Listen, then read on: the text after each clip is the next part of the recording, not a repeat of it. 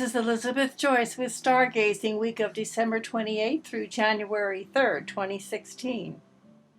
Looking back on the year 2015, it was a place for several important endings that began in 2012.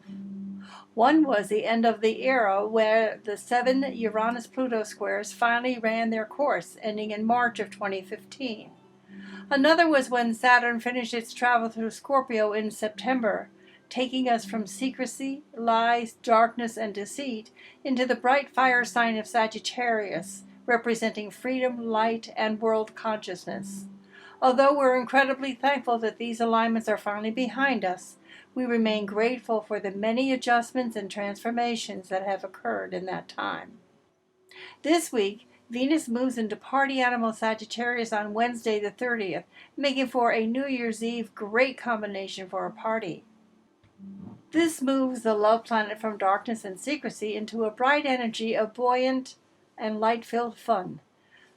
Time for wild, loud parties, fireworks, and celebration as we move into a leap year. Now's your chance, girls. The final week of 2015 begins with the moon in heartwarming Leo, a great way to end a long holiday weekend. The tone changes on Tuesday when the moon moves into hardworking Virgo. It's time to get organized. Early morning will be mentally challenging as Mercury is slow to wake up, while ambitious Mars is pushing you to get to work. Take a breath or meditate to make certain that you have mental focus before taking any action. Acting without thinking things through now will come back at you later. Morning traffic problems are a likely manifestation when Mercury and Mars are not playing nicely together. By late in the evening Tuesday, the romance planet Venus moves into party animal Sagittarius until January 23rd. This is a great combination to meet new people and to explore big ideas.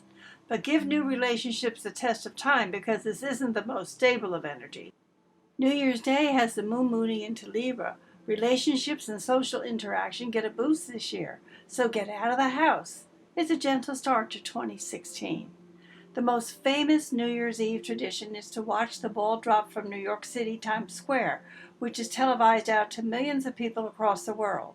The rooftop ball is programmed to descend that famous flagpole, beginning precisely at 11:59 p.m., landing at the bottom at exactly midnight. This custom originally came from a synchronization technique once used in navigation as well as in astronomy. Many other New Year's Eve rituals have their origin in ancient times. The last day of the year ends and the new one begins with the sun in Capricorn, casting a melancholy shadow as we sing Auld Lang Syne, remembering old family and friends and toasting times gone by, with a cup of kindness and cheer. For better or for worse, this year of 2015 is now recorded in the Akashic records of the galaxy and stars, and next year is just a sunrise away. 2016 opens with the moon in Virgo conjuncting Jupiter while squaring Saturn, creating possible money gains and windfalls. Good luck. As Telly Savalas, Kojak would say, happy, happy New Year, baby. These weekly YouTube forecasts will give you a map of the celestial weather and road conditions that you can expect in 2016. However, it's not the stargazing report that determines your journey, but the decisions and actions that you take along the way. In January, Mercury will be retrograde from the 5th through the 25th in disciplined and restructuring Capricorn.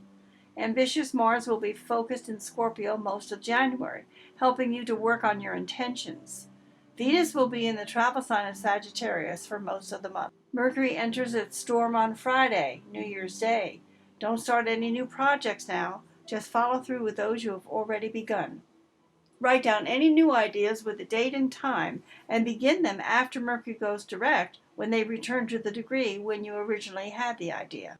Because Mercury responds to our mental process and Aquarius focus on what's new and coming up, this is the time when you have every intention on keeping your New Year's resolutions that you've made. Unfortunately, there's a better than average chance that you could slip back because next Tuesday's Mercury retrogrades back into Capricorn, and there'll be much more about that next week.